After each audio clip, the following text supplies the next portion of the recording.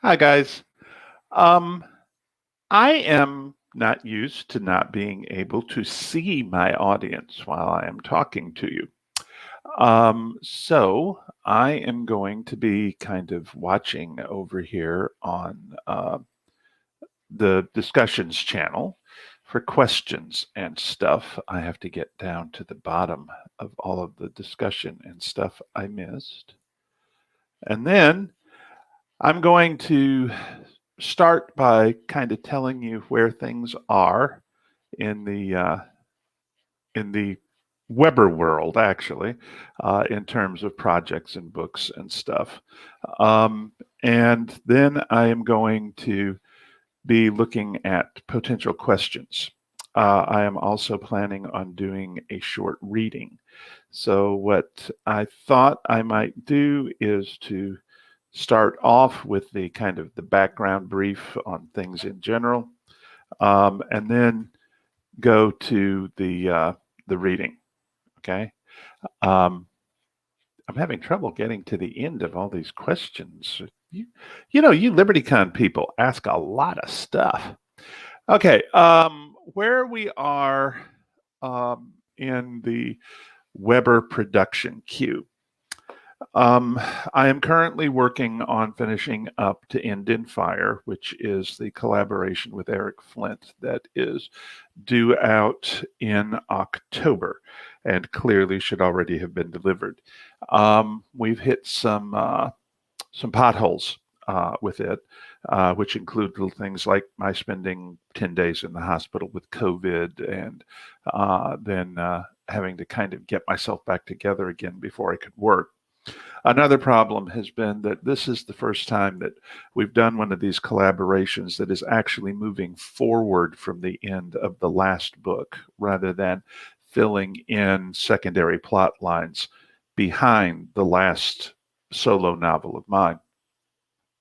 And it turned out that our pattern for doing the earlier books, which included Eric doing the rough draft, and then me coming in behind and tweaking and so forth, didn't work as well for this book because of the fact that I knew where the storyline was supposed to go more clearly than he did. There were also some issues with solo characters of mine who had to become primary characters in the manuscript that he was writing, and since they weren't his characters, he didn't have the same grip on who and what they were that I did. At any rate, we are handing that one in tranches in order to get it out by the due date. And I think we're going to make it. We've nailed down about 200,000 words of it so far, and there are only about 3 or 4 more scenes to go. So once we get that done, I have been in early discussions with Joelle Presby about the next book in the Hell's Gate multiverse series. I hope that will begin taking shape here shortly. Jacob Holo and I are working on the concept for the next Gordian universe novel. There too, the problem with health issues and things, projects stacking up, have gotten in the way. Richard Fox and I are talking about the sequel to Governor. That too has been on hold while I deal with To End in Fire, but hopefully Richard will be starting work on the preliminary rough draft for that after our next conversation. Chris Kennedy and I need to sit down and discuss the sequel to Into the Light. My next solo writing project actually will probably be a short story to go into the next Honor Harrington anthology, which has been hanging fire for quite a while, just waiting for my story. And so hopefully we should be seeing that one very shortly. And after I finish that, my next solo novel project has to be the next Safehold book, while my next solo project for Bain will be the sequel to The Sword of the South in the Basel universe. So those are the minor little things I have in the works. The number of balls that I have in the air mean that when you hit a hiccup, for example, the health issue that I had with the COVID, and the schedule gets out of kilter, it has a knock-on effect on other projects and other people. Oh, I should also have pointed out that Tim Zahn, Tom Pope, and I have turned in A Call to Insurrection, the next Travis Long novel. So that's going to be in the schedule for sometime next year, but I'm not sure exactly when yet. Okay. I have still got the problem that is better for a writer to have than some, in that I have more stories that I want to tell than I'm going to have time in which to tell them.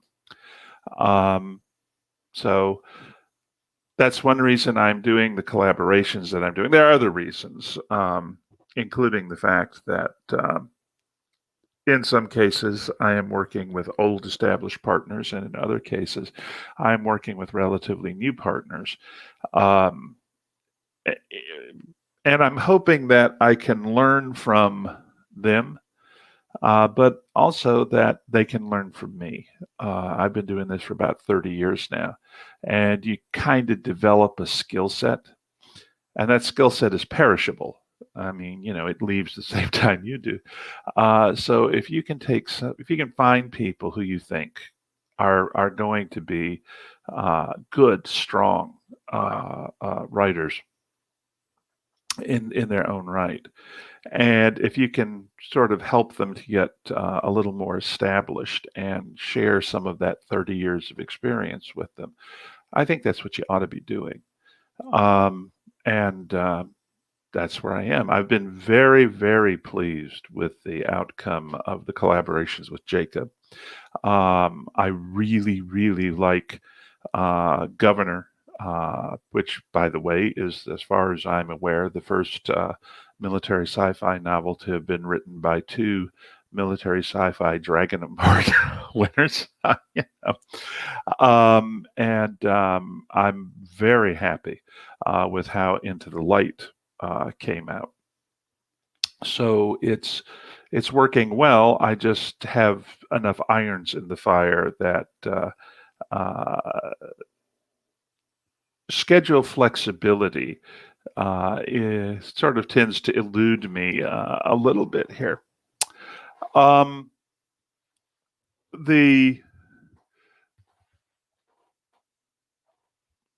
book that we're the into the I'm sorry, the out of the give me a minute here.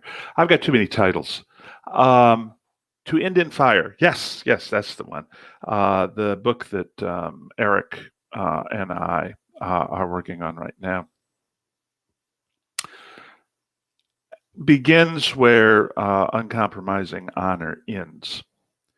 And it's kind of the story of the beginning of the rehabilitation of the Solarian League, and also of the pursuit of the Mason alignment. I won't tell you how all that comes out. I will say that you will meet some old familiar friends and some new ones, and that so far I am very satisfied with where this book is going. I think most folks in the Honorverse readership will think that this is a good addition to it. I'm not sure where or when the next novel chronologically in the Honorverse will come along, the one that would extend the timeline forward from To End in Fire. the next solo novel that I want to write in the Honorverse would be the story of Alfred Harrington's Marine Service, which would sort of begin to show you, I think, where some of the aspects of his character come from, and how he made some of the life decisions that he made. You can already see some of that in my short story, Beauty and the Beast, in the Beginnings anthology. Um, the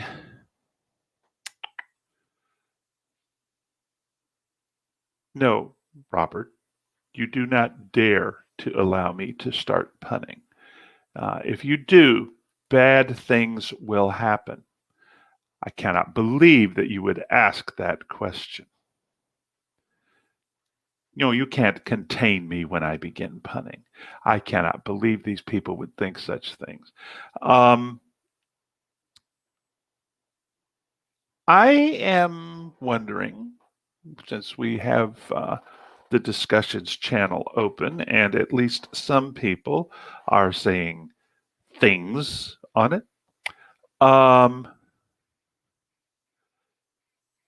What would we like me to read from?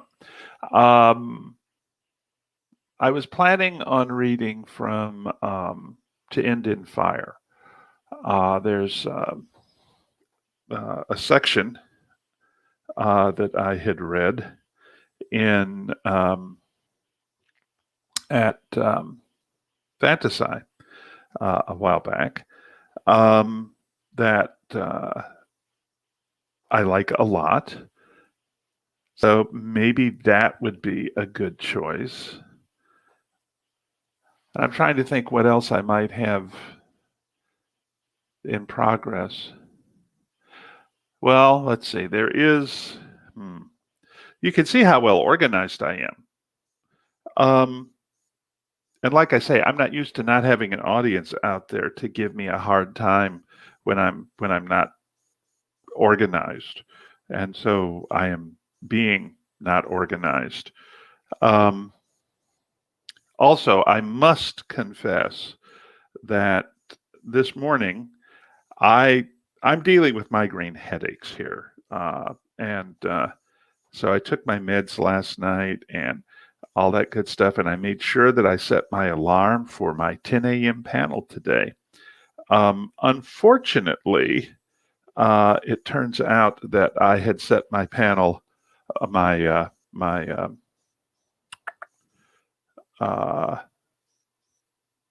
alarm for 10 p.m., not 10 a.m. But these things happen, or so I have been told. Let me see.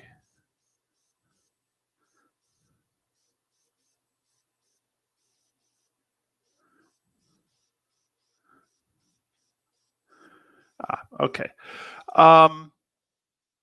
Actually, no. I think I will read from. I was looking at uh, A Call to Vengeance, but I think instead that the better place to go would be oh, come on, David, you can do this. Wait. People are making comments again. Oh, well, okay. I'm nowhere near as hard to contain as John Ringo. I am not. Other people may be, but I am not.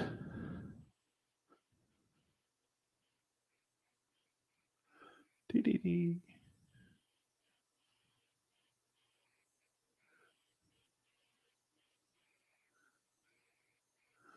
Ta-da. Okay. So, what I am going to read to you is from To End in Fire.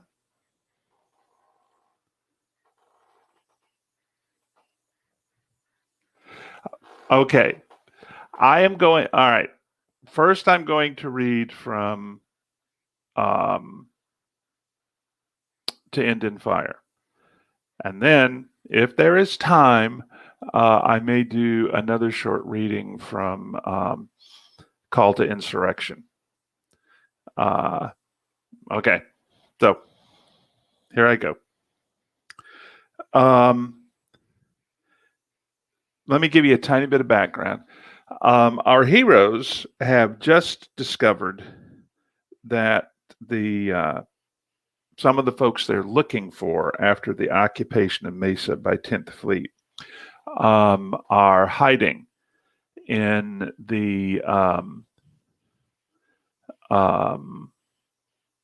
headquarters of the Jessic Corporation on Mesa. And the problem is that our heroes have to figure out how to get them out because they want to capture not just the individuals in question, but also their records. And they've determined that by comparing the blueprints for the building to the known used space, they've determined that there's a substantial hidden and protected segment of it. And they need to get a hold of the architect who actually designed it so that they can plan how to get them out.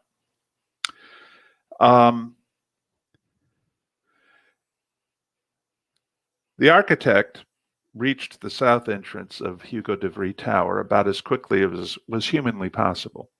Sandra Chumanella was waiting and ushered her up the lifts to Zilwicki's lair on the 87th floor. She was visibly nervous as she came in. "I'm Lillian Hartman," she blurted, almost before she crossed the threshold. "What's this all about?" Zilwicki, who'd already risen, gestured politely at the conference table. "Please, Miss Hartman, have a seat. We need to show you something." She sank warily into one of the unoccupied chairs, then stiffened as he brought the hologram back to life. "I believe you recognize these, don't you?" His tone was just as courteous as before, but her expression had turned hostile, or perhaps defensive would have been a better description. "I haven't done anything wrong. There's nothing illegal about what I designed."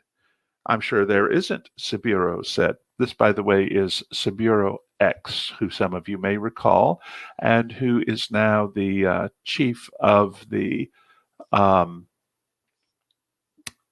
new police force on Mesa.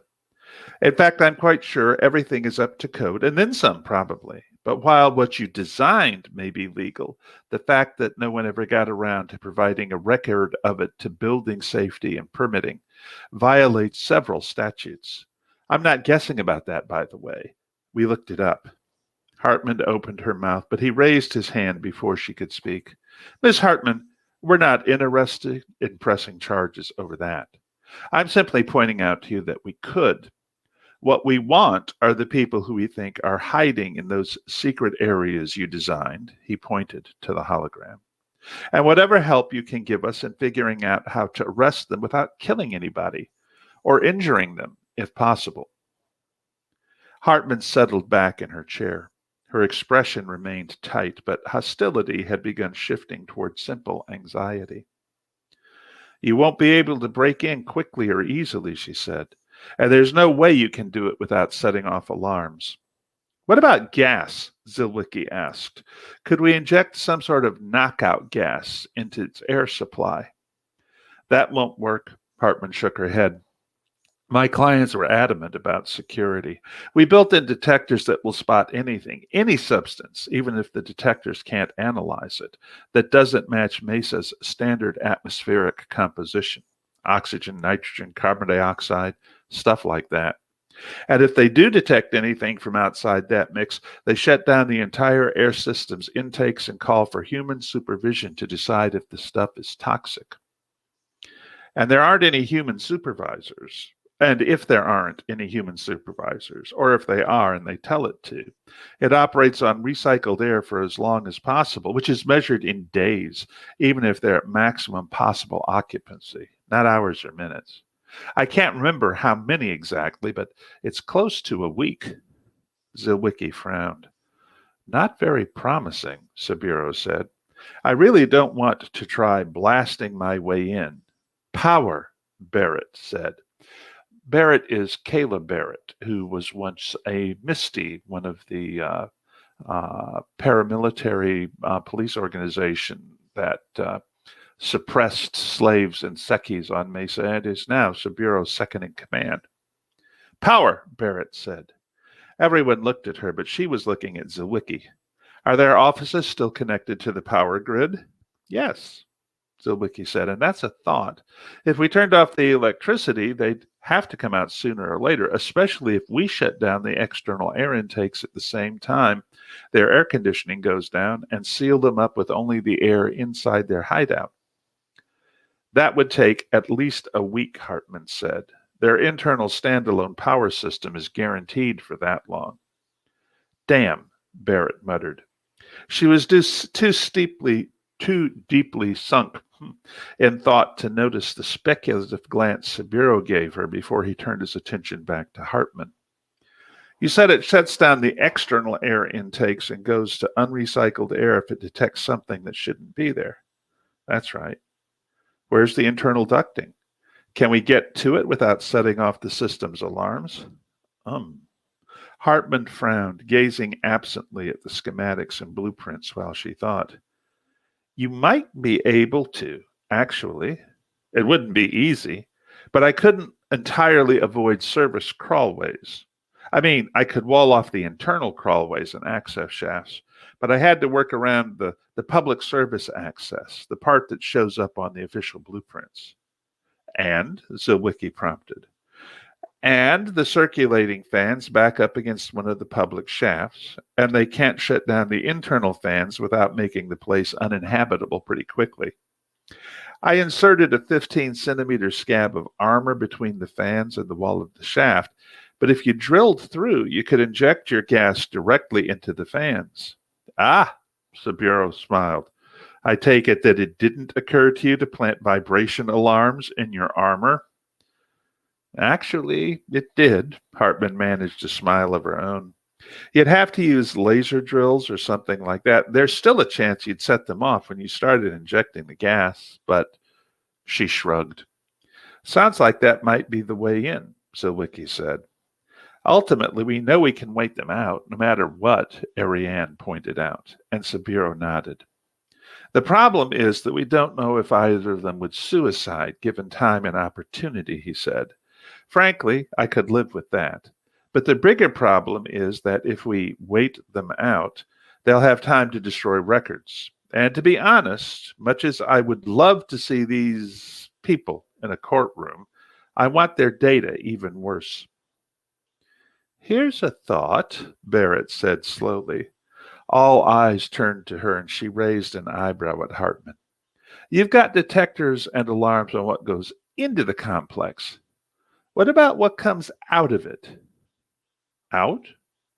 That's a pretty big area, Barrett pointed out, waving at the display. I'm willing to bet you that Snyder and McGillicuddy aren't sitting there all by themselves playing two-hand hearts. So there's probably quite a few other people in there with them. And what do people produce? This is going where? Saburo asked, although his sudden smile suggested to Barrett that he already knew his question's answer. They produce shit, she said, and that has to go somewhere. So, are they connected to the tower sewerage systems? And if there are connections, are there alarms on them? They're connected, and Hartman looked a bit chagrined. It never even occurred to me to put alarms on the outgoing plumbing. Oh my, Zilwicki's smile was almost seraphic. Talk about poetic justice. And frankly, it wouldn't matter if the pipes had alarms, unless you've also found a way to shut them down against a lot of back pressure. There are automatic flow blockers in the system, Hartman pointed out. That's standard, and in most towers, there's enough height for straight gravity flow to produce some pretty significant pressure, so the one-way valves are robust, I guess you'd say. Doesn't matter, especially if we can get in close enough where they connect to the central plumbing stack, Zilwicki replied. I'll guarantee you that we can pump enough pressure into the system below them to produce the mother of all blowbacks. His smile grew even broader as he contemplated exploding urinals and toilet-borne geysers. That's true, Sabiro agreed with a matching smile. On the other hand, generating that much pressure is going to take a lot of gas. I know it'll have a fair volume to disperse into, but to be effective enough fast enough, it'll need to be pretty powerful stuff. The kind of stuff that can kill people in sufficient concentration. Oh no. It was Ariane's turn to smile. I've got something a lot better than knockout gas. It was her turn to become the focus of all eyes, and her smile got broader and acquired an edge of vengefulness. What we need is something specifically designed to enable people to keep moving fast, not make them unconscious. Hold on. She called up something on her terminal and then leaned back as a complex chemical formula appeared on screen. The name under it was multisyllabic, and Sabiro shook his head. Ariane, I'm just a country boy. I have no idea what that is. By the way, Ariane is Zach and Jack McBride's younger sister, and she is a member of what the Mantis and their allies are now calling the benign alignment, the folks on Mesa who had no idea that the onion existed. I'm just a country boy. I have no idea what that is. Yes, you do. That's the gas slavers use to drive slaves into the expulsion bays when they need to jettison what they call the cargo. Ariane's eyes were hard as she too gazed at the screen. It won't knock anyone out, and it won't kill anybody directly. They need the slaves to be able to move, but it effectively incapacitates everyone caught in it. They can't fight. They can't even think. They just have to get away. And how do you know about this stuff? Sabiro's tone had dropped, and his expression bordered on hostile. It's her specialty, Sabiro, Zilwicki answered for her. Settle down. She's a top-drawer chemist, and the engagement. Spent centuries studying manpower, and not because they approved of the bastards. Oh, right, Sabiro inhaled. Sorry, Ariane. Don't worry about it. Ariane's smile turned downright savage.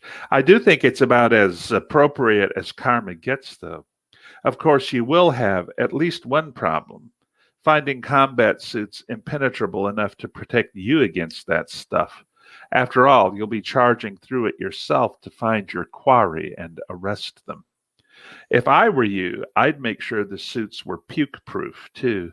Depending on how many people how many people are in there, you're going to run into a lot of vomit. The only adjective for the light in her eyes was beatific.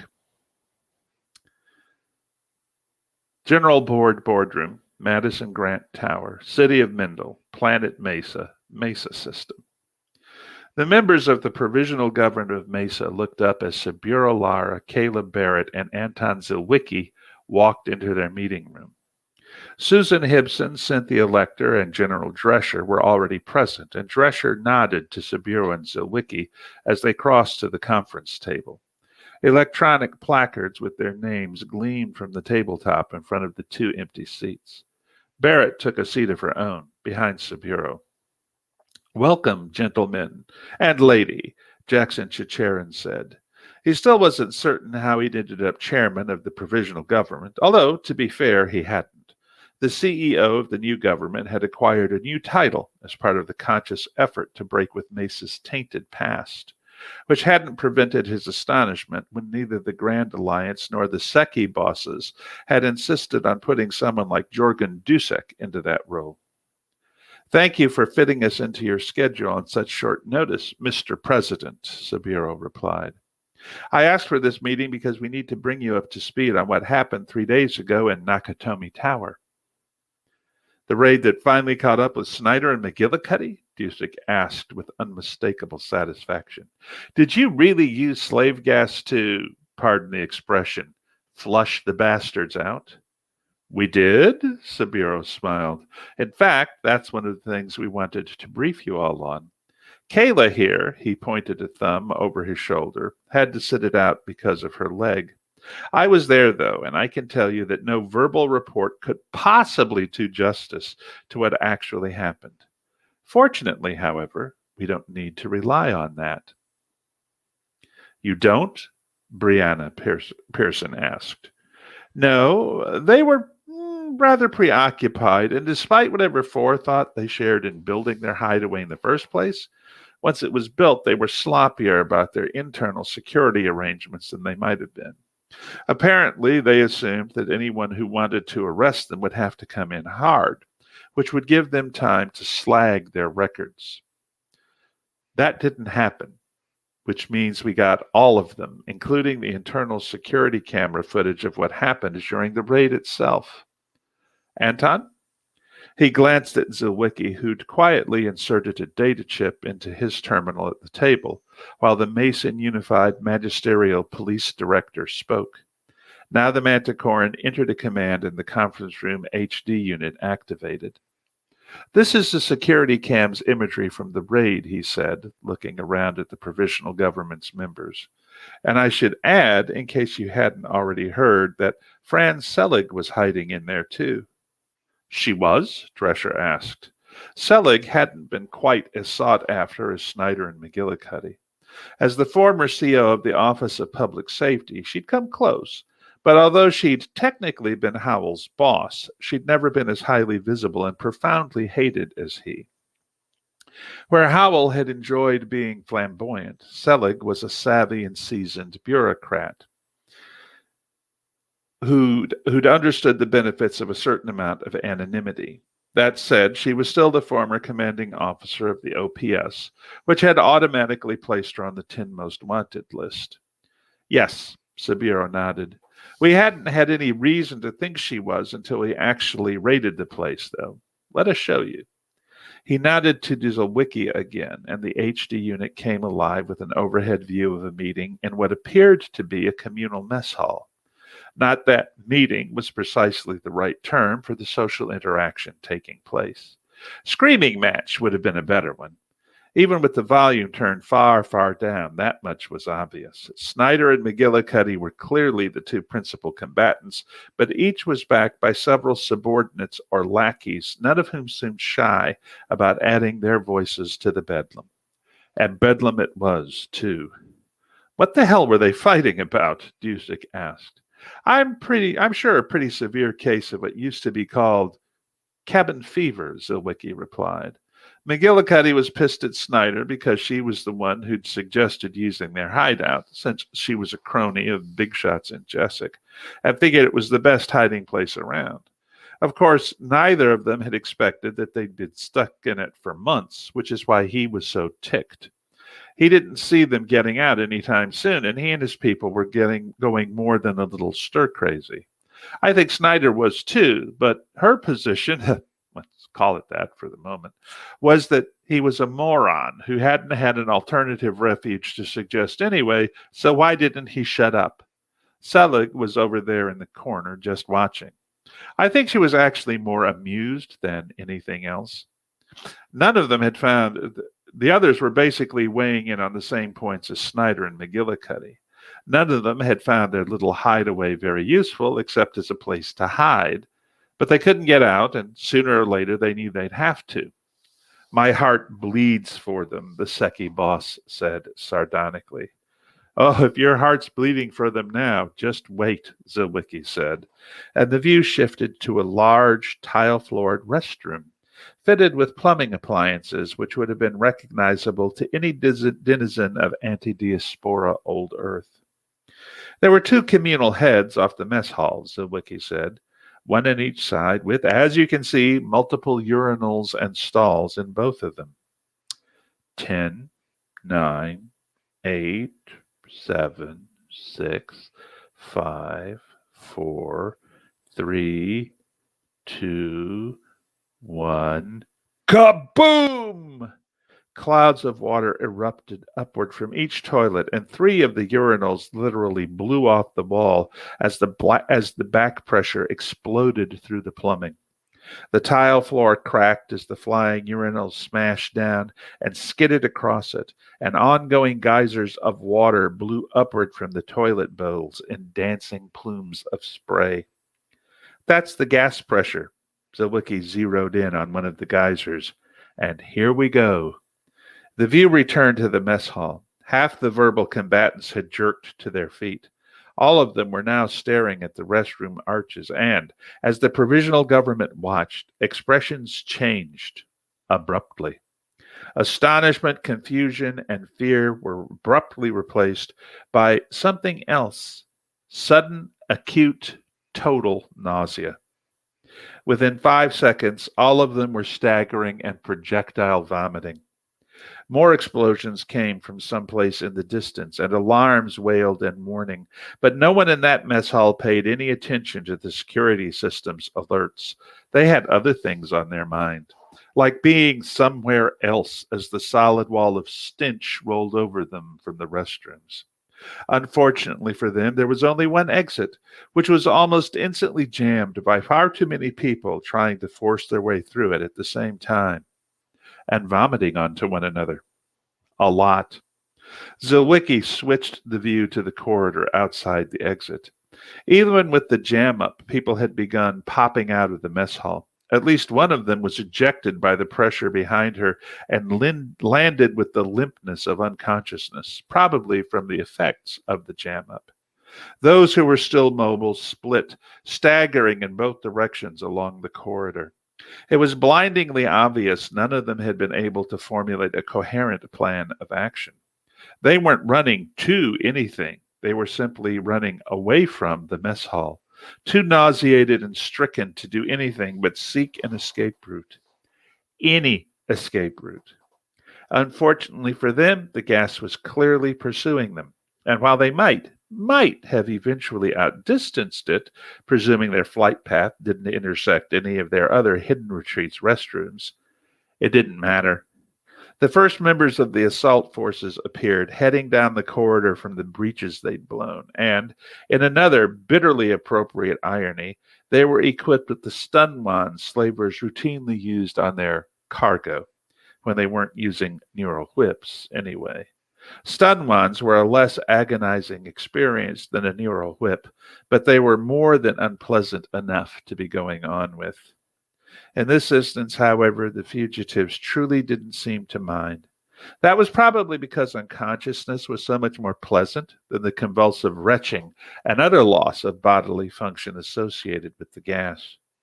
The attackers weren't particularly gentle about the way they wielded their high-tech nightsticks, but they were certainly efficient, and as soon as anyone was unconscious, he or she was easy enough to haul out. It didn't take long. Oh, shit, you should pardon the expression. Dusek hadn't been able to stop laughing from the instant the toilets blew up. Now he wiped his eyes, shook his head, and looked at Barrett. This was your idea, Lieutenant? It was a joint effort, sir, she replied, and it no longer struck her as even remotely odd to call a Secchi sir. What did surprise her just a bit was how much she liked the change. Kayla came up with the vector, Saburo said. It was Ariane McBride who came up with the gas. Why am I not surprised? President Chicharin, who'd known Ariane since she was a schoolgirl, asked rhetorically.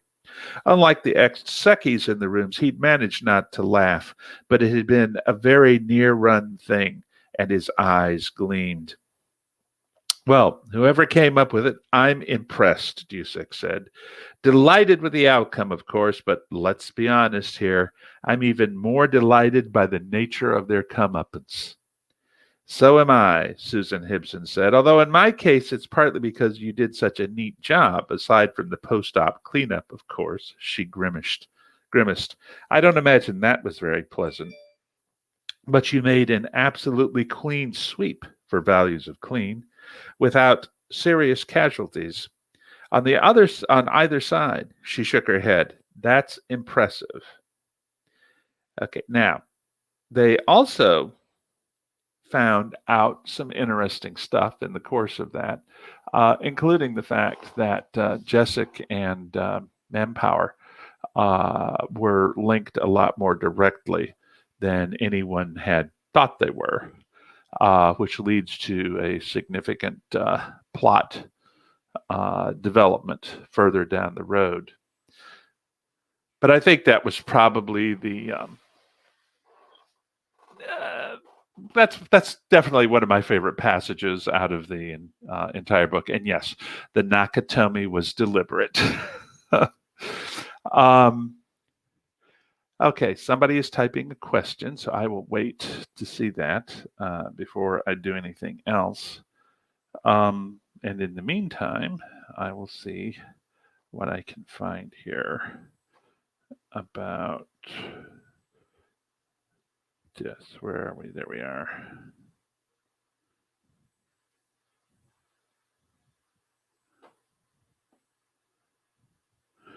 Dee-dee.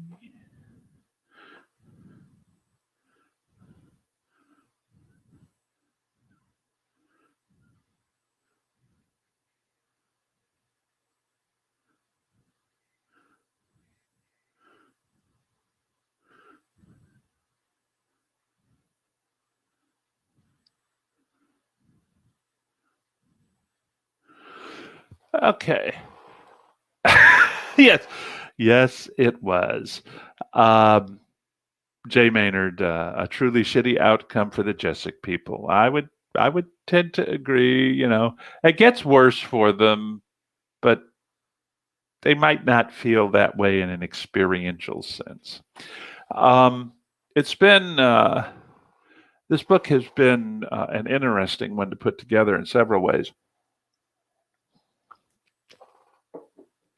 One of which is that we're finally peeling the onion for the in-universe characters, and also we're doing some additional peeling for the reader. Some things that the reader didn't know that they really. I was at some lengths to keep them from knowing until this particular moment rolled around. I won't tell you exactly where this novel is going to end or the part that it's going to play in moving the overall plot line along. I will tell you that it also includes something on the alignments part, which they call the Alamo option. And it will be pretty spectacular when it comes along. Does anybody out there who has access to a keyboard have any questions specific to End in Fire before I move along and read a little from A Call to Insurrection? And I will wait, and I will watch Discord, and I will see if there are any questions. And I don't see anybody typing. So,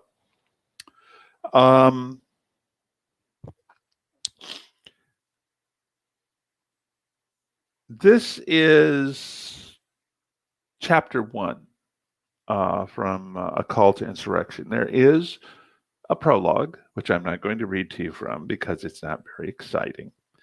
And I will read you at least a part of chapter 1. What I just read from To End in Fire obviously is not the opening chapter of the book. It's from well along into it. This is actually the first chapter of Call to Insurrection. Book 1, 1545 PD, Chapter 1. Herr Major? Major Cao-Jung Kleinberg looked up from the report on his pad and cocked an eyebrow at Oberboatsman Treshner. Yes? We've just picked up something a little odd, mein Herr, Treshner said, gesturing at his display. It may be nothing, but... One moment. Kleinberg put away his pad and gave himself a push in the petty officer's direction. It wasn't much of a trip, given the Comet-class attack shuttle's diminutive size, but it gave him a good excuse to get up out of his chair for a bit. He caught the hand grip on the back of Treshner's flight couch and peered over her shoulder. "Show me." "As I say, Mynheer, it may be nothing," Treshner said, "but we're picking up what looks like a location transponder." "Out here?" "Ja, Mynheer." She craned her neck to look up at him. "You see my concern." He nodded, frowning at Trashner's displays. At the moment, the shuttle was 54 million kilometers from the battleship Prusen, finishing up a Rom battalion training exercise in the cloud and awaiting pickup. It wasn't like there wasn't anything out here that might need a location transponder, of course. The Tomlinson people's asteroid extraction industry was concentrated in the cloud, which meant scores of platforms located throughout its volume, some tiny, some impressively large. And with the simmering unrest in the system, Potsdam had wanted to establish an ongoing presence among them. The Comet's current search and rescue exercise was one of the Imperial Andermani Navy's points of presence.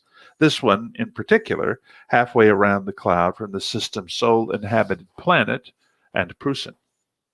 Except that the transponder Treshner had spotted, positioned at 107013 and approximately 20,000 kilometers away, didn't seem to connect to any of the known platforms or currently active vessels. "As you can see, Mynheer, it's closing on us," Treshner continued. "Actually, it's crossing our track. Velocity relative to the primary is approximately 71,000 kps. Track is 197 relative, which means it will pass well astern of us." And given their relative positions and vectors, an interception was out of the question. If they'd been in a proper ship with a proper impeller drive, but if wishes were horses... "Schindler?" Kleinberg called to the shuttle's pilot. "Can anyone intercept it before it enters the cloud?" "Negative, Herr Major," Hauptboatsman Ning Schindler said, shaking her head. Kleinberg grimaced. The fact that he'd expected the answer made it no more palatable. "Give me the flagship," he ordered. "Ja, Mynheer," Treshner replied. She tapped keys, then spoke into her mic. "Prusen, Shuttle Alpha." She waited a moment, then looked up over her shoulder at Kleinberg. "Hot mic, Mynheer."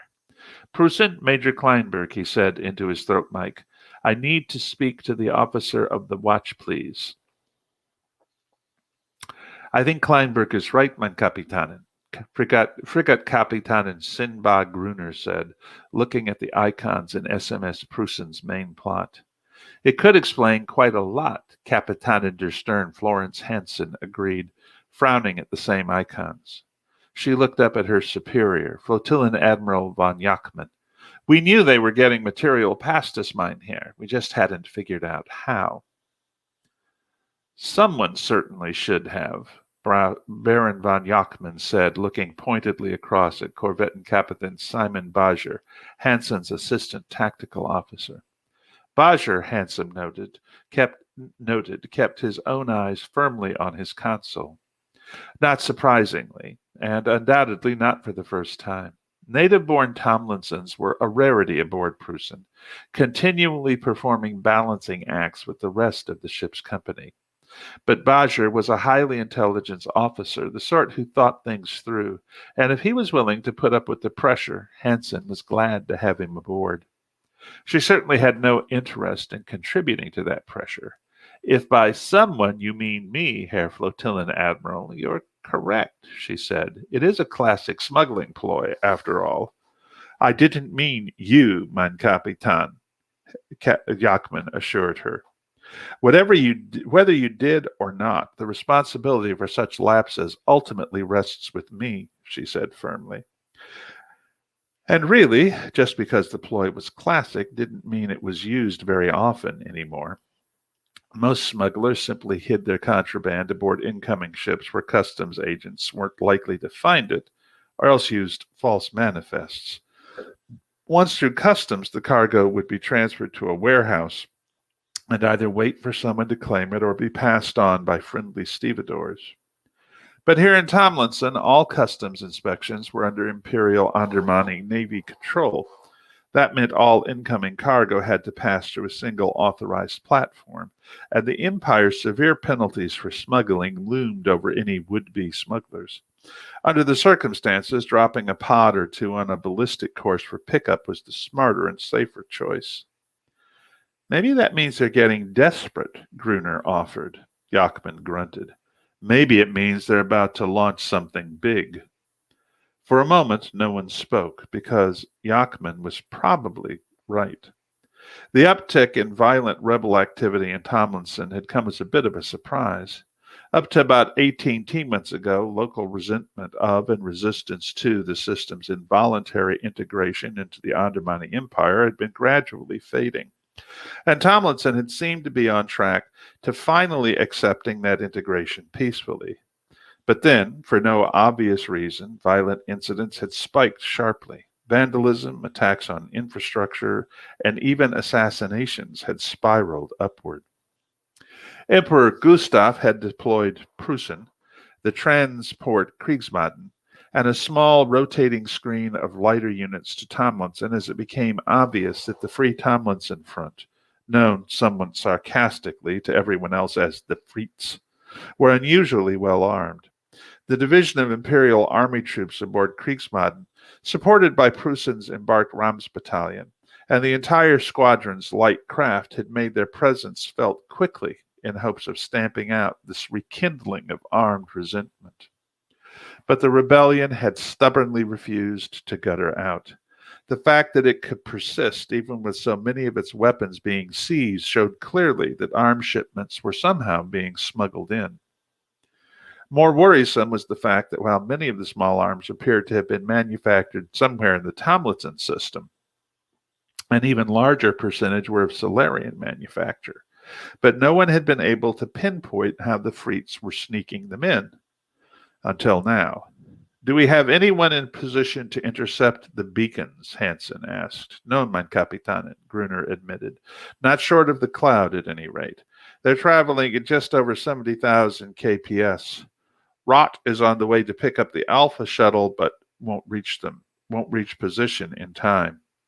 We may not be able to catch it before it crosses the perimeter of the Cloud, Bader said, but at its present velocity, it would require almost a full T-day to completely transit the Cloud, and we have a solid track on it. Rott will reach the inner belt in 6.5 hours, and tracking won't be a problem.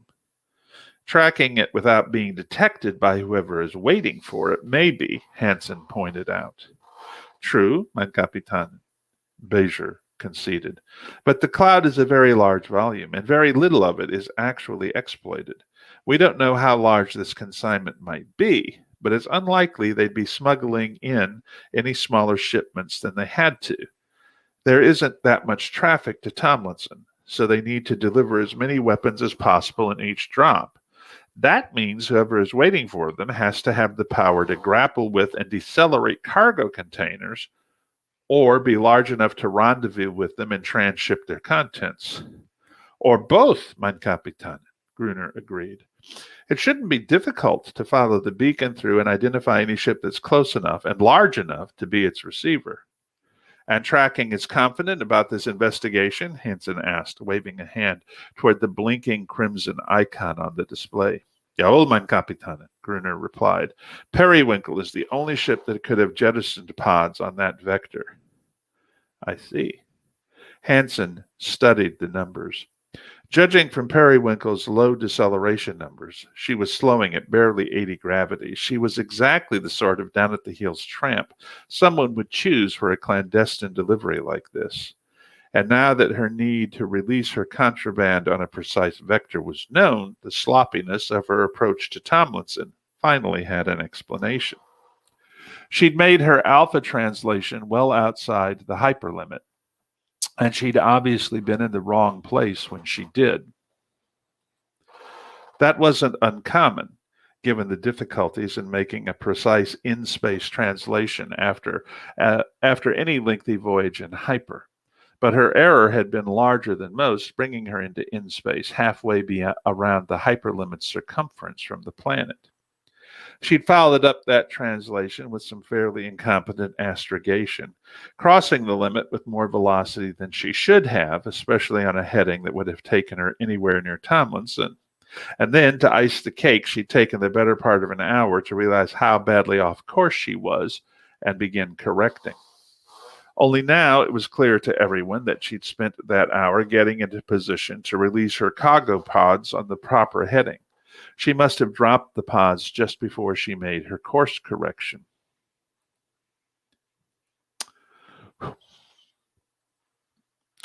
Of course, thanks to her original error, she'd had an additional 4 light minutes to travel and a lot of negative velocity to kill once she got herself turned around and pointed towards Tomlinson. She was currently just over 16 light minutes out and had just made turnover and started her deceleration. At her 80 gravities max, she'd need another 7.5 hours for her 0-0 insertion into Tomlinson orbit. Hansen gazed at the numbers, then smiled, a thin, cold smile.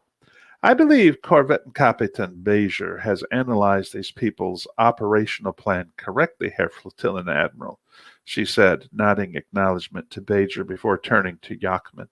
That means Periwinkle will be continuing to Tomlinson orbit to deliver her legitimate cargo. And that means that Prusen is the spider at the heart of the web. We don't have to pursue them at all. Simply wait until they deliver themselves to us. Understood, mein Kapitanen, Yachman said. I'll order Rott to intercept the contraband. I'd recommend not doing that just yet, Herr Flotillenadmiral, Hansen said. We don't want them worrying that they've been discovered. Not yet. A good point, Yachman said. Very well. We wait. In which case, mein Herren, Hansen said, letting her eyes sweep over the bridge, we have several hours of waiting ahead of us. Forgotten Captain Gruner, you'll bring the ship to readiness 2 and 5 hours. In the meantime, continue to monitor the targets. She smiled thinly. And all of you want to make sure your current paperwork and other minutiae is in order. Once we raise our wedge, there will be precious little time for anything routine. A comm chimed softly in the dimly lit office aboard Station Beta, Tomlinson's secondary orbital platform.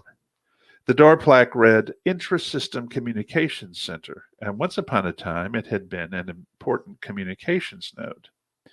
Now, ever since the Imperial Undermining Navy had descended upon Tomlinson in force, it was only marginally manned. The bulk of the system's important communications went through Prusen and the Army's communications center aboard Kriegsmarine. ISCC Beta had been reduced to managing the important but boring and routine communications of the asteroid extraction platforms and the ships that served them. The comm chimed again and the watch manager punched the acceptant building. ISCC Beta, he growled in acknowledgement. Fred? The voice on the other end replied. The watch manager stiffened. There's nobody here with that name. Oh, damn, I'm sorry. I've punched the wrong combination. Not a problem, the watch manager assured him. You'd better try again. Right, 1,000 apologies. Then there was the soft tone of a disconnect. For a long moment, the manager gazed at the comm, pondering the code phrase which had just been passed, mentally running through his instructions as to what he was supposed to do next. Fortunately, there were enough comm relays built into the system to make it very unlikely anyone would ever be able to identify either end of the message he was about to send. Turning to his console, he began tapping keys. Herr Leutnant, status change on target Alpha, Stabsgraffitter Michał Thornick said sharply. Target is altering course and acceleration. On the board, Lieutenant der Stern Kevin Selvaco ordered, spinning in his chair to face the senior tactical petty officer of the watch. The data was coming up. Selvaco felt his teeth clench. The smuggler's freighter, which had been puttering along at an 80G deceleration, had altered course by 130 degrees, shifting away from the distant planet and heading for the hyperlimit instead. And she had run her acceleration up to 2.37 kps squared, 242 gravities. 242. For a brief moment, Selvaco and Thornick exchanged disbelieving looks. Then Salvaco jabbed a combination into his comm. Kapitanen's quarters, Oberbootsman Pang, a voice replied. I need to speak to the Kapitanen immediately, Salvaco said. Einen Moment, bitte. Kapitanen der Stern Hansen's steward said, and a second or two later, Hans's voice spoke in Salvaco's earbud. Yes, Lieutenant. Mein Kapitanen target Alpha has just altered course significantly. There was a moment of silence as Hansen checked her repeater displays. I'll be right there, she said. Shall I raise the wedge, mein Kapitan? No, Hansen said, and he heard a hint of a frustrated sigh. There's no point. Of course, mein Kapitan, Salvaco acknowledged. His earbud clicked, and he turned back to the bridge tactical displays, watching their quarry make its escape. Okay. Basically, what's going on here is that the Tomlinson system is one of the systems that Gustav Andermann added to his empire. And not entirely because he wanted to. It was part of a military alliance that was formed because they thought he was a threat and tried to squash him. And it didn't work out well. That was 20, 30 years before this story takes place.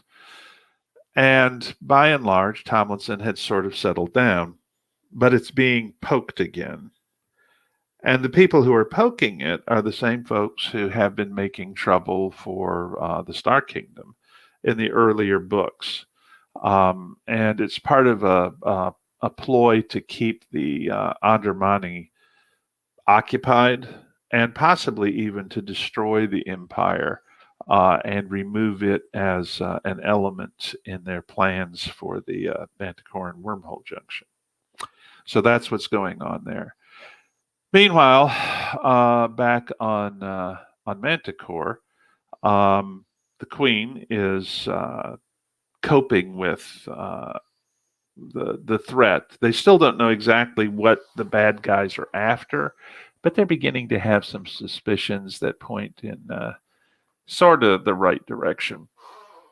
And she is working on consolidating the crown's power and generally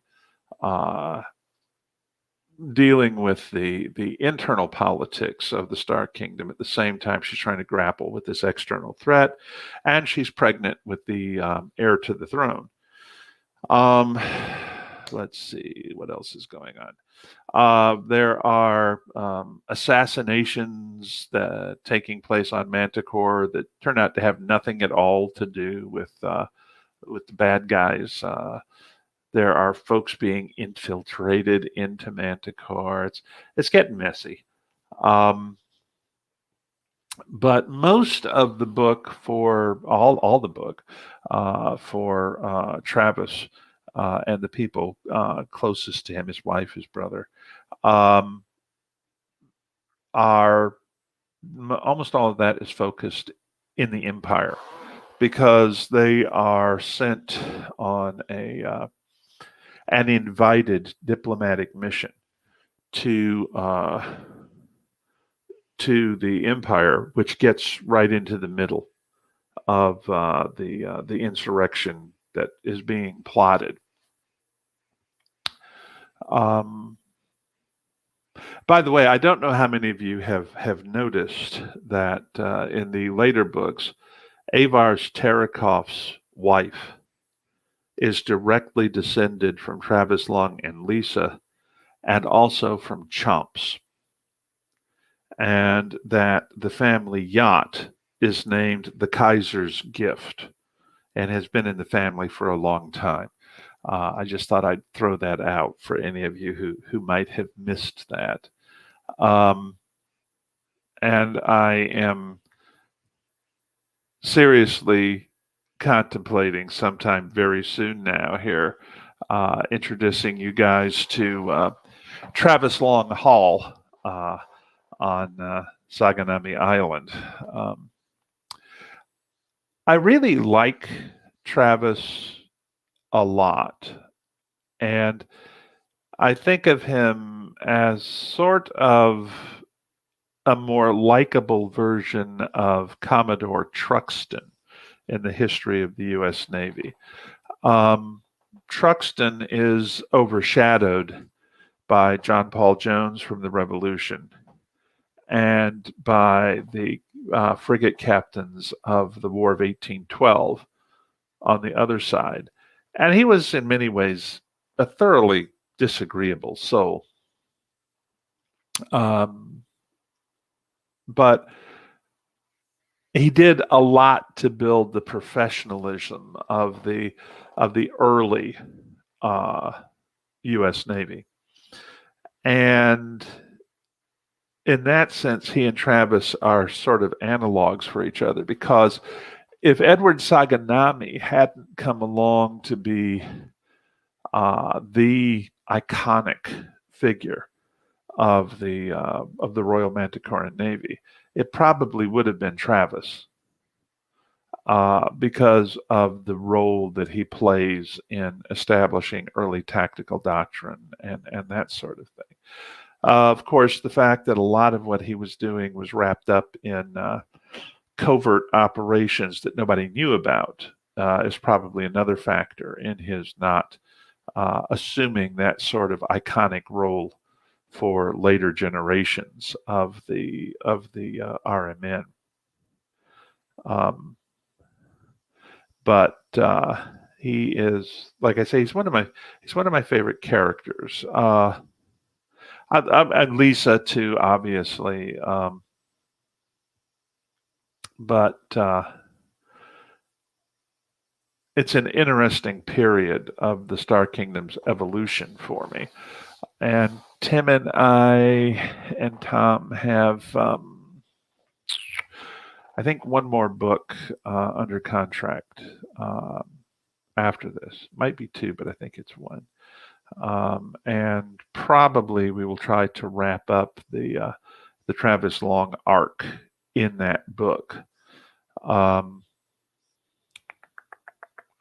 Let's see. Jane Linskold and I have turned in the next Star Kingdom book, now that I think about it, which is due out. I don't think it's been scheduled yet. It'll be sometime probably fairly early next year. And it takes those of you who have read my short story in Give Me Liberty Con anthology. That short story is probably 25% of the new novel. And those characters from that short story are firmly integrated into the storyline going forward. Let me see.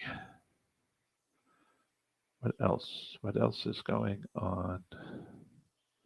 Gee, I wish I could actually see you guys, because then I could tell whether or not you were bored, or ask you, raise a hand,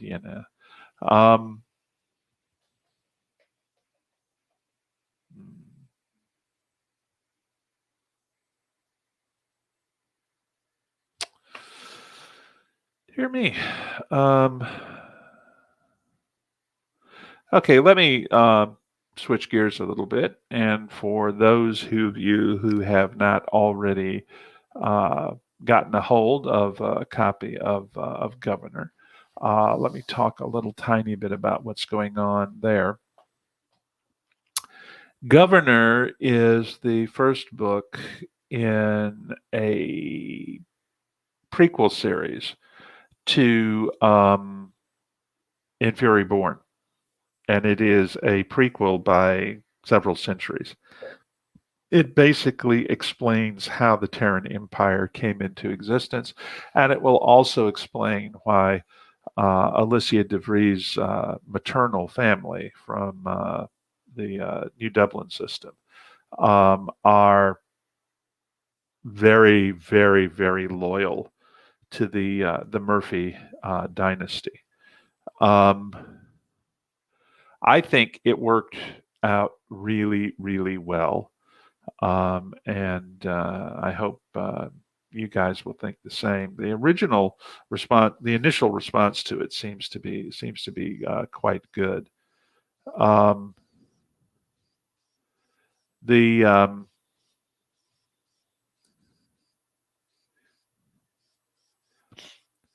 Oh, a quick recap. Okay, somebody missed the first 3 minutes. Would it be possible to get a quick recap of the upcoming books mentioned then? Okay. All right. Let's see. Um, Tim and I have handed in Call to Insurrection, which is what I was just reading from. It's not scheduled yet. Tony Weisskopf has adopted the wise policy of not scheduling one of my books by and large until she actually gets it, because there have been enough delays and stuff in the last few years. In the case of To End in Fire, she scheduled it with what seemed to be plenty of time. And then because Eric had some issues at his end, and I got it late because it didn't go together as smoothly as we expected, and because I got COVID and lost a month or so really of writing time, we're really pushing the time limit on that one. Production is going to be a serious issue for Bain to get it out by October, but I hope we're still going to make it on that one. Let's see. I just mentioned the fact that Jane and I have turned in the next Star Kingdom / Stephanie novel, so it's going to be somewhere in the queue sometime really soon. The very next thing I'm going to do when I finish To End in Fire is to write the short story that has been holding up the next Honor Harrington short story anthology for literally several years now. And this is entirely my fault and the fault of my schedule. It's not the fault of any of the other contributors to the anthology. But I hope to get that broken loose and moving sometime, as we say down here in the South, real soon now. Once that is out of the way, I need to spend some time with my collaborators on projects that are currently sort of in a waiting queue. I've been talking to Joelle Presby lately about the sequel to The Road to Hell. And we've got a pretty good grasp on where we need that story to go. She's already written a good bit of it. She will be working on other bits and pieces of it. And we have identified, I think, the parts that I need to write. Richard Fox and I have had a couple of conferences, nothing definitive yet, but working in that direction on the sequel to Governor. And I imagine that he will be starting work on his part of the rough draft of that sometime fairly soon. Chris Kennedy and I need to have a discussion on the sequel to Into the Light from Tor. That needs to get moving as soon as we can. And again, most of the holdup has been from my end. Let's see here. My next solo novel project will be the next Safehold book, the sequel to Through Fiery Trials. I am currently estimating 2 books to bring the Safehold end of that series to a conclusion. It might be 3. To finally resolve the situation with the Church of God awaiting and Merlin and his allies. I could possibly do it in one, but I don't expect to. I don't see how I can pull all those threads together in that time frame. I do not know whether or not I am going to actually fight the Gababa in that universe. The reason I say that is that I have got so much going on. And actually fighting the Gibaba the way I had envisioned it would take at least 3 books. So even if I got back to getting one a year out, which was my attempt earlier, that would be like a minimum of another 4 years down the road, at which point I will be 73. And if I don't think I'm going to have the time to do it right, then I don't want to do it at all. Now, having said that, there are a couple of the people that I'm working with now who I think could probably write that for me if something were to happen to me, in which case I might be more willing to launch out onto that series. My next solo novel project for Baen will be the sequel to Sword of the South in the Basel stories. I am currently envisioning a total of 4 more books to bring that storyline to a conclusion. I may wind up tightening that some as I go along. It may be possible to do that. It may not be possible as well, but I'm going to be looking at that. My next solo, Jane and I have, I think, 2 more Star Kingdom novels under contract. I need to get with her and decide exactly what we're going to do with the next one. We have some pretty firm ideas about what we want to do with it, but they're not really totally nailed down. But my next solo novel in the Honorverse hopefully will be one I've wanted to write for many years now, which would be the story of Alfred Harrington's service as a member of the Royal Manticoran Marine Corps. That's been sort of touched on in Beauty and the Beast in the beginnings anthology for the Honorverse. And I would like to get House of Lies up and running sometime soon. Bu9 has been sort of waiting on me.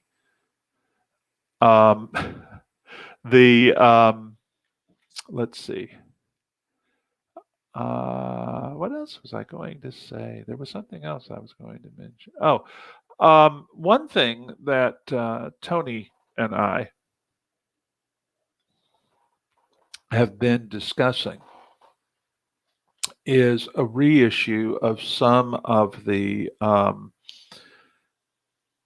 Honorverse novels in ebook format, in which we would add short stories from the anthologies that have become canon at the end of the novel, which they would follow on chronologically in terms of when they were written and what they added to the canon of the Honorverse, which would tab those stories firmly to where they're supposed to be for people wondering what order to read them in. I think that would probably be a pretty good idea.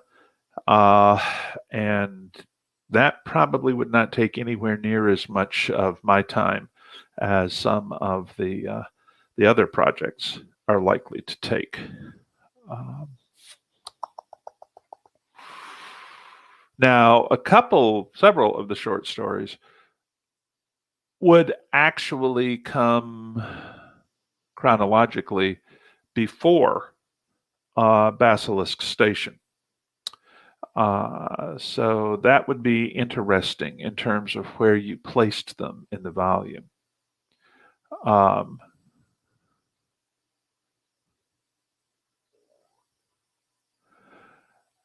Oh, no. Okay.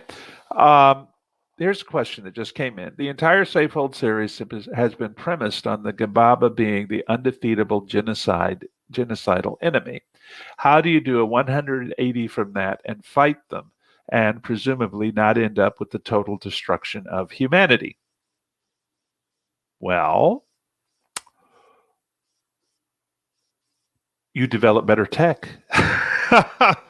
Remember that humanity was almost had reached very close to technological parity with the Gibaba, and in fact were marginally in front of them in some areas before the Federation went down. And the Gibaba had apparently been technologically stagnant for a long time. So the folks on Safehold have a pretty good yardstick for what the Gibaba tech base is likely to look like. The Gibaba don't know they exist. They know where the Gibaba are located and can expand away from them. And they can continue developing the technological hardware they need to go after the Gibaba when there are finally enough of them and enough other planets and so forth to support the war effort. So, excuse me.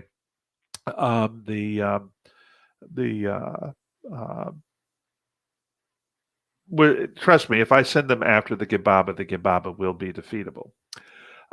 Brendan asked about any idea on a sequel to the Valkyrie Protocol. Actually, that's one of the books I forgot to mention when I was talking about what's in the queue. Excuse me. Jacob and I have delivered the sequel, sort of, to the next book in the series, to Bang. It's the what did we call it? It's not a protocol. It's hang on a second, so I can make sure I give you the correct title. Come on, stop that. Ah, poo. I finally upgraded to an i12, and so navigating on it is still something I haven't quite worked out yet. Let me go back here.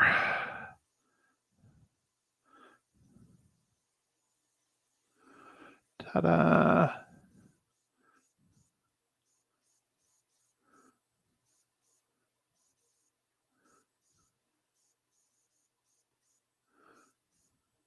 Nope, that's not it. Oh, I'm in the wrong folder. That's the problem. See, that's the other thing about. Okay, wait a minute.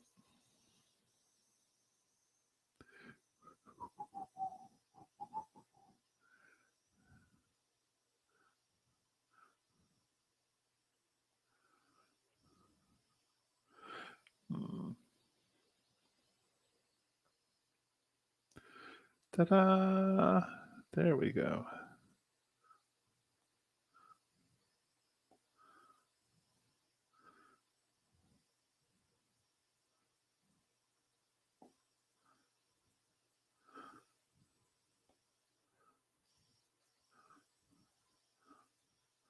Ha!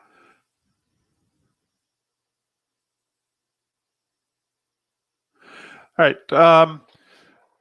We have delivered the next book, and it is, I believe, the Janus File. We are looking at two levels of books. And in fact, Jacob has written, and I have tweaked and reviewed, a short story that will be posted on the Bain website that will tie into the new novel. It'll be a little bit of a, not so much a teaser for it, but a little development of one of the characters who you will find in the novel. But basically, I really need to prevent Jacob from blowing up any more universes for a while. So I will admit the first one was my idea, but then he wiped out another universe in the Valkyrie Protocol, and I was like, so there will be sort of what you might call macro level books up here, which are instances of potentially catastrophic threats to the stability of the timeline and so forth that need to be dealt with, and those will almost all result in protocols added to the treaties between the two time traveling universes in order to protect the stability of both. And then there will be novels that will be more like police procedural novels. like Ed McBain's, was it 87th Precinct novels, in which you have people who are focused on less existential threats and more violations of law. Um, and that's what happens in the Janus File. It's also an opportunity for um, representatives of both sysgov and admin to work together and come to know one another better. So I really enjoyed working on that one, and I think you'll all like it as well. And I think the next one in the queue that he and I are talking about will be more of the level of the Janus File and less the level of if we don't fix this, the entire universe dies, which is it's certainly dramatic, but how many times can your nerves standing on the brink of Armageddon? I have to say that I really, really liked both the Gordian Protocol and the Valkyrie Protocol. Some people have probably already heard me say this, but way back when, Jim Bain pointed out to me that every solo novel that I wrote spawned sequels. And so he suggested to me that it might be a good idea to, I don't know, like plan a series from the beginning, which is how the Universe came into existence. But I actually sent him 10 proposals at that time. Now, I was not aware at that point that he had been for like 20 years looking for someone to write Horatio Hornblower in space.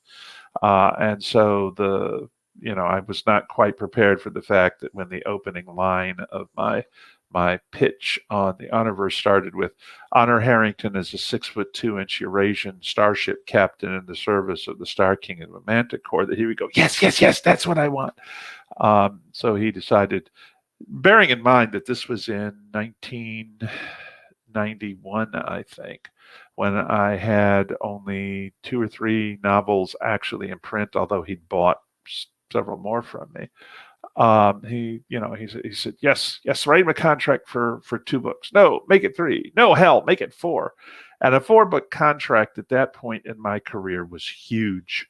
And it was one of the factors that allowed me to cement my transition to supporting myself full-time as a writer.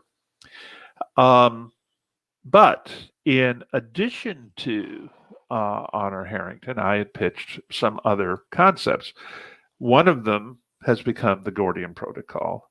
One of them has become the Safehold novels. There are still some others in there that I haven't had a chance to do anything with, but it's like I tell people, I haven't had an original idea in 30 years.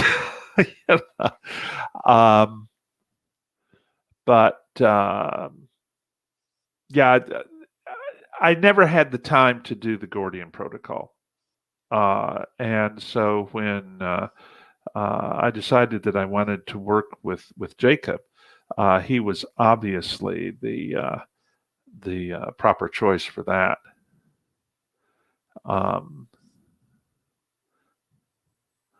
Thank you, Jay. I just got a compliment that means a lot to me. Thank you. The Honor Harrington books are there. I knew when I created the series that it was going to be an entire literary universe. It wasn't going to be just the bubble around one character. In fact, while Honor is clearly the central focusing lens for the series, I never really regarded the novels as being so much about her as about as being about her interactions in the greater tide of events that were taking place. That's not to minimize her at all in my thinking or anything else, but to me, this is the story of the honor verse, with honor being sort of the shining beacon at the middle of it that ties it all together. And that's why I'm so happy to have been doing the Travis Long novels with Tim, the Star Kingdom novels with Jane, the Torch novels with Eric, because there's so much room in that universe to continue exploring and building things, even though I've been playing in it literally now since 1991. The first two novels came out, I think, in 92. So it's been a joyous experience for me, an opportunity to tell a story that I loved telling, and one that clearly strikes resonances in my readership. I have people come up to me and say, "Man, I love the politics and the social development and the characters, but my eyes kind of glaze over when you get into the hardware." And I got people to come up and say, "Man, I love the characters and the hardware and the tactics, but my eyes kind of glaze over when I get to the politics." But the thing is that all of those people are telling me, "I really like the characters," which is what this is all about. But I apparently struck a fairly good balance between the folks who are interested in the politics and the human interaction, and the people who are interested in the combat elements of it. The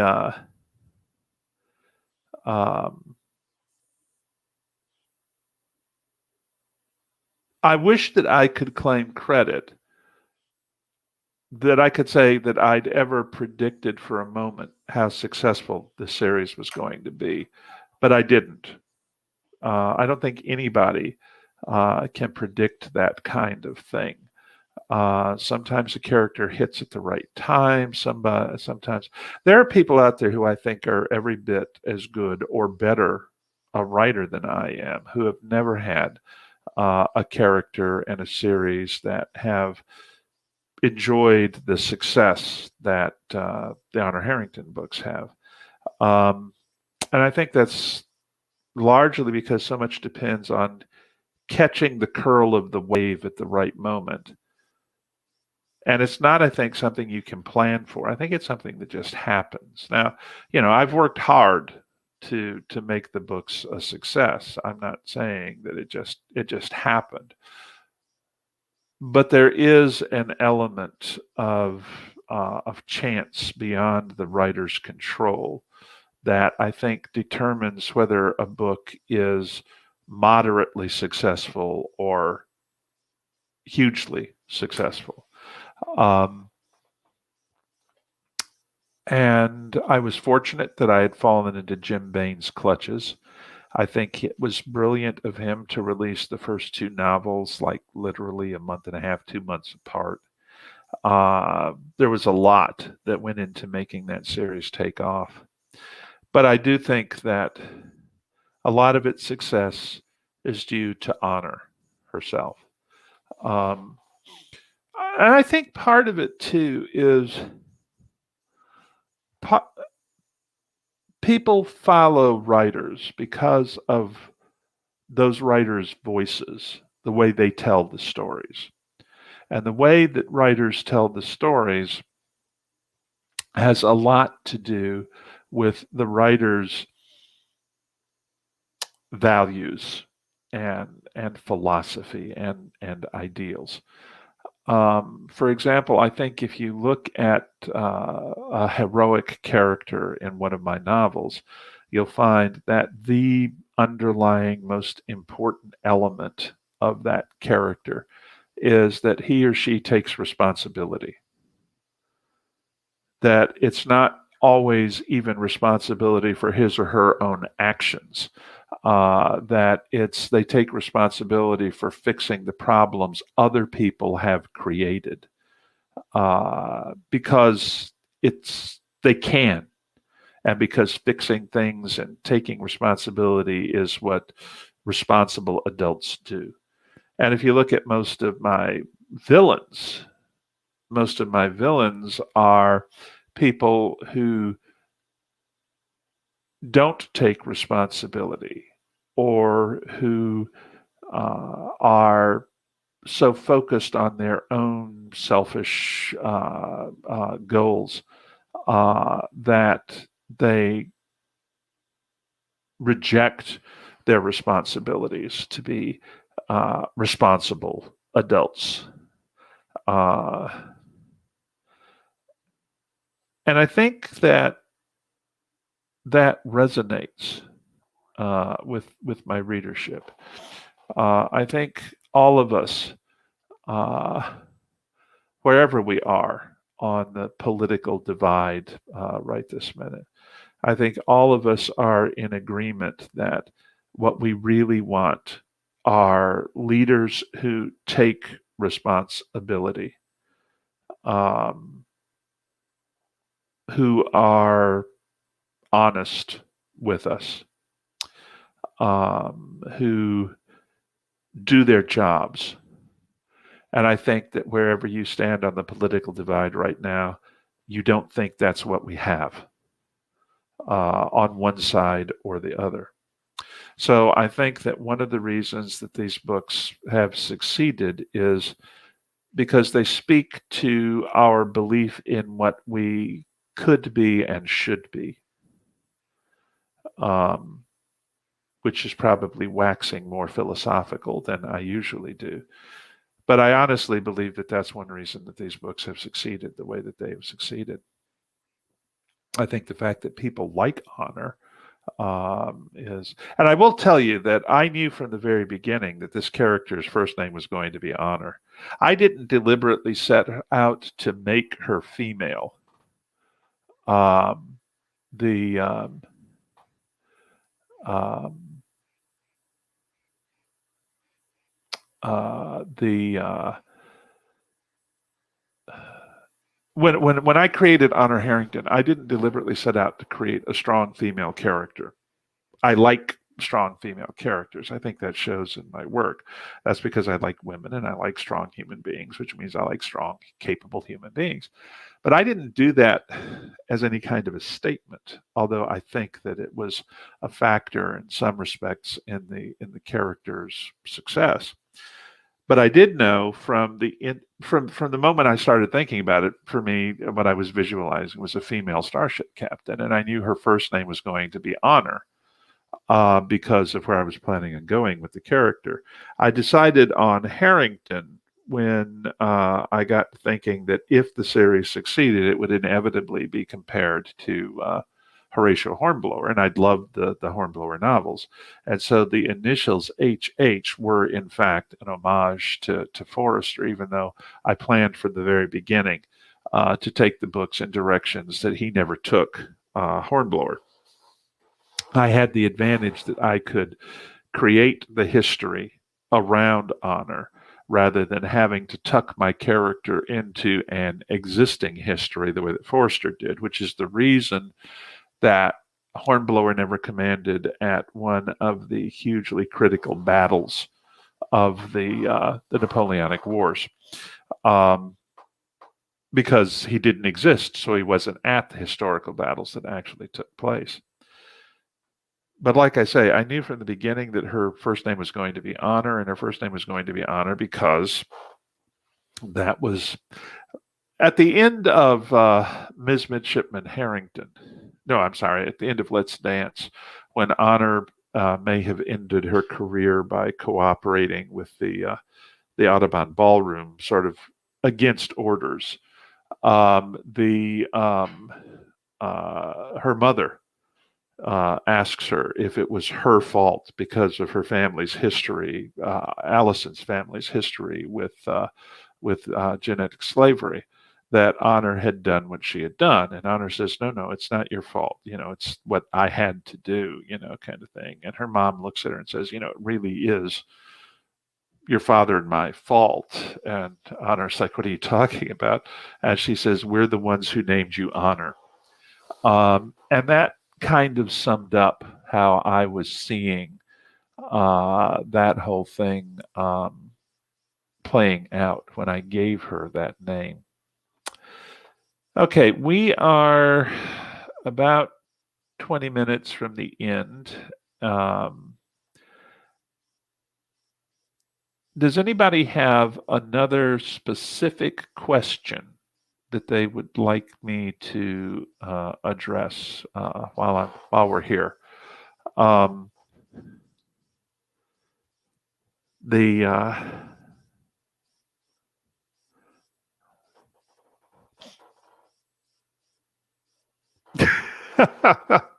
Thank you, Jay. There's one thing I love about Honor compared to Hornblower. I spend a lot of time while reading Hornblower desperately wanting to slap the whiny out of him. I never got that about Honor. I would say that definitely Hornblower was more neurotic than Honor. I think I deliberately. Oh, we see Scotty and Harkness again. I hope so. In fact, I'm hoping that they are going to turn up to End in Fire when I get to the military portion of the novel. I'm not sure they will, but I'm hoping that they will. Going back to Honor for a moment, though, Honor had two very strong, very loving parents who built her in a way that I don't think that Hornblower was built. And she had Nimitz. And despite that, because of what happened to her at the academy and some other stuff, she had some significant issues that she had to work through. And there were some issues that she just avoided until she was pretty much forced to confront them. But I will say that one of the things that I like about Honor is that when she does have to confront something, she confronts it. She doesn't just try and sweep it back under the carpet. And that's true in her personal life as well as in her public persona. By the way, it turns out that Honor is morning sick a lot when she's pregnant, and she rather resents the fact that her mother never was.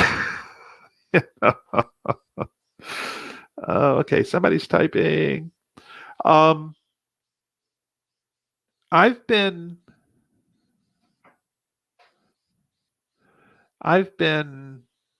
blessed to be able to spend my professional life doing something that I love doing. There's not much more you can ask out of life than that from a professional perspective. I also have a wife I love. I've got 3 wonderful kids. For those of you who don't know, Morgan and Megan are both rising sophomores. And Michael graduated from high school this year and is reporting to Paris Island on July the 28th. He has decided to go directly into the Marines, and we're very proud of him.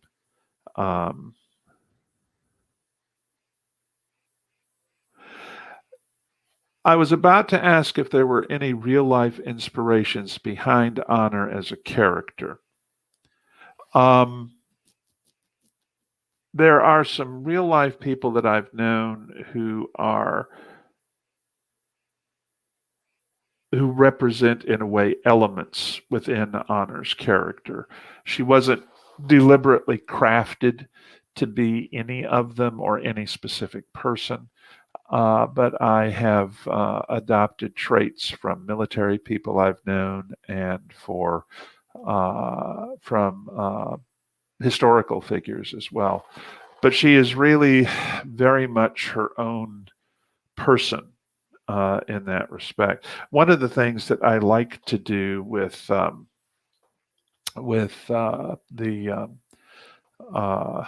with history is to use history or historical figures as a building block, but I will combine them with other building blocks into the starting point for the edifice, so that it's a serious mistake to read too much into where I've started. Well, okay, Honorverse, for an example. I went to great lengths to convince you guys that what was happening in Haven was the French Revolution. And so you were all, I mean, I gave you the tennis court oath. I gave you Robespierre, and I even gave you uh, uh, Captain Clusterbomb to eventually, obviously, be the Napoleon analog. And then I blew her up. And you were all like, say what? And all of that had been designed to keep you looking at the French Revolution and not paying too much attention to Tom Theismann over here on the other side, who was a lot more of a Cincinnatus figure, or the fact that the original constitution of the Republic of Haven had been based largely on that of the U.S. So I could keep you looking over here in order to come at you with a little bit of a surprise on the other side. And I'll do that kind of thing. Got a question about con attendance this year. I am not the keeper of the con schedule. Sharon is. And I would have to ask her. I know that we're going to be in Las Vegas for 20,000 books. And I know we're going to do Dragon Con. I'm not sure what else we have on the schedule, but we'll be doing both of those this year. And some cons are being lined up for next year now that it looks like everything is going to be open again. So hopefully we will be getting that information up and out sometime soon. But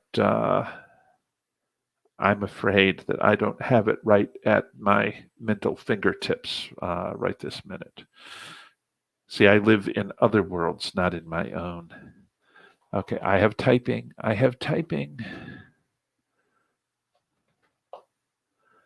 You know, it's hard for even me to do a 2-hour monologue.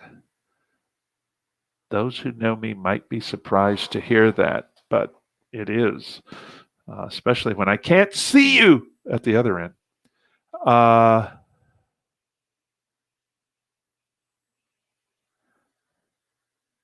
Yes, okay.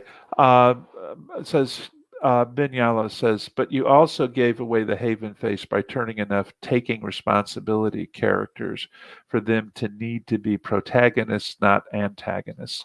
Let me just say that, okay, somebody asked about the Ian McKenzie Cameron asked about real life inspirations behind Honor as a character. One of them was a colonel who I knew, who was drafted for the Korean War, liked it, stayed in, eventually rose to the rank of colonel. He was very active in the creation of special forces. He was associated with the class before one at Fort Bragg for the Green Berets. And some of you have undoubtedly already heard me tell this, but he told me one time that the second worst moment in any combat commander's life came when the intelligence was good, the planning was good, everyone had thoroughly rehearsed, everyone executed nearly perfectly. Virtually all of the operations objectives were achieved, and you had a 19-year-old bleeding out in your arms, and you could not put the life back into him no matter what you did. And I said to him, that's the second worst moment. He said, yes, that's. And I said, well, what's the worst? And he said, the worst is the moment at which you realize this is what you do best in all the world. And the corollary of that it took me a while to realize he hadn't enunciated was, because it's what you do best in all the world, you need to do it rather than leaving it to someone who won't do it as well and will get too many people killed. That's a big part of what drives Honor Harrington. She knows she's good at what she does, and she knows that if she doesn't do it, more people are going to be killed than might need to be. And yet she also has to live with everyone she's lost and everyone forces under her command have killed. She carries all of that around with her. Well, part of that is my understanding that the vast majority of Americans really don't understand violence, because for all we talk about what a violent culture we are, we actually experience very little of it, except in very specific concentrated areas within our culture. And that means that most of us form our judgments about violence vicariously, from what we read, what we see, that sort of thing. And I think that it is a responsibility of anyone who's going to write military science fiction or military fiction at all to not sanitize the violence, to not make it a situation where only bad guys die. Good guys may be wounded, but they're not killed. If they are killed, they die instantly and painlessly. All of that stuff, and where people can wade to their boot tops through their enemy's blood and come home unscathed from it. That's a big part of what I write, but I'm not one of those people who goes with the assumption that because nobody can write combat as bad as it really is, I'll write it as bad as I possibly can.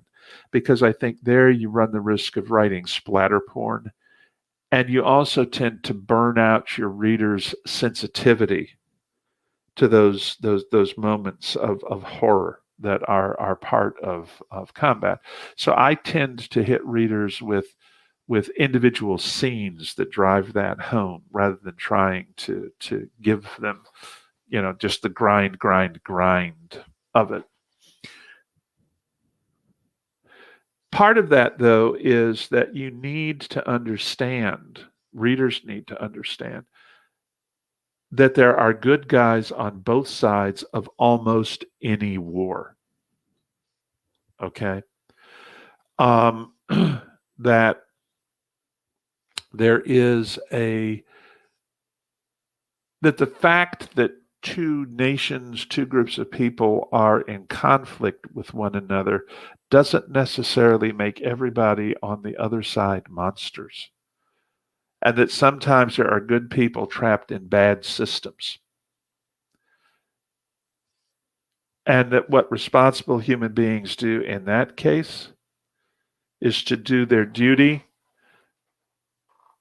with the greatest humanity that they can. And that was always Tom Theismann.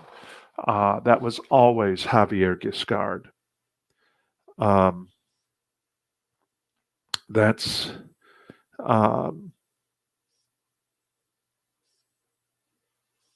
Oh, wait, I have one more question.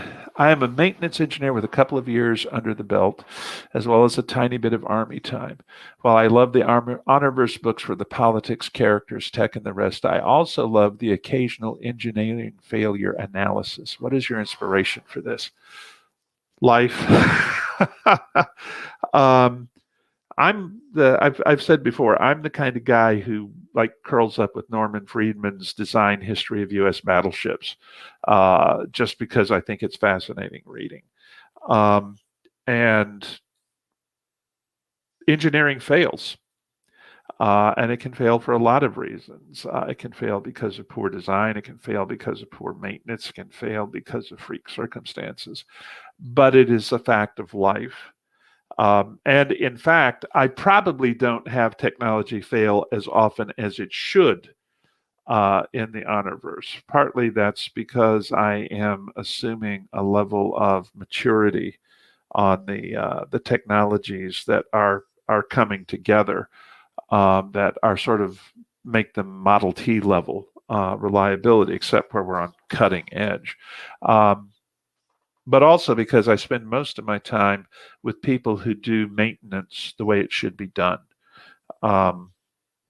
One thing I think that I've never believed in Attila the Hun in starships, because stupid people in an environment like that are going to meet Charles Darwin pretty quickly, and probably take a lot of other people with them. So, the degree of attention that people pay to maintenance and so forth in that kind of environment is, I think, automatically going to have to be higher than it is other places. But I mean, my God, we just had an example in Florida of what was obviously a horrific structural failure, if not engineering failure. And I'm sure there's going to be a lot of analysis of that as people try to come up with lessons learned that may prevent a similar catastrophe. But things like that are going to happen. And it's going to happen because, as Honor said to herself in Uncompromising Honor, the two things that human beings make are machines and mistakes. And sometimes we get things right, but we frequently don't. Anyway, guys, it is now 4 minutes in, 4 minutes from the end, and I am going to need to run here pretty shortly. Thank y'all for coming, and I hope the next time that we have a Liberty Con where people can actually be there at the same time physically, I hope to see a lot of you there. LibertyCon is one of my favorite events in all the world, and you people you're pretty wonderful, really. Okay, don't get swelled heads. And now, you were okay. Oh, all those nice things you were saying. Okay, you're very welcome. Thank you for being here. If you guys weren't buying the books, I wouldn't be able to put the kids through college. Okay. Oh, what is Beth typing? Typing.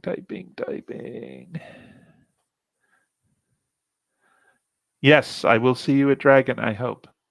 Okay, guys, I am going to check out now. I am getting a text here that I think I need to go and deal with. So you guys be well.